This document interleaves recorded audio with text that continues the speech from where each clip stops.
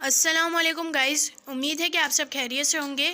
Welcome to my channel. آج ہم بنانا سیکھیں گے آلو کے چپس، وہ بھی ایک ڈیفرنٹ اسٹائل میں۔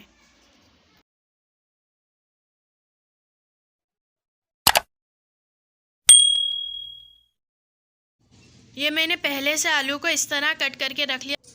اس کے بعد 1 کپ آئل ایڈ کریں گے اور جو آلو کٹ کر کے رکھے ہوئے تھے وہ آئل میں ڈال کے فرائی کر لیں گے اچھی طرح سے۔ اور پھر اس کے بعد ہم نمک ایڈ کریں گے حسب ذائقہ۔ نمک ایڈ کرنے کے بعد دوبارہ اسے اچھی طرح مکس کریں گے تاکہ نمک ہر آلو میں مکس ہو جائے۔ یہ دیکھیں براؤن ہونا شروع ہو گئی ہے۔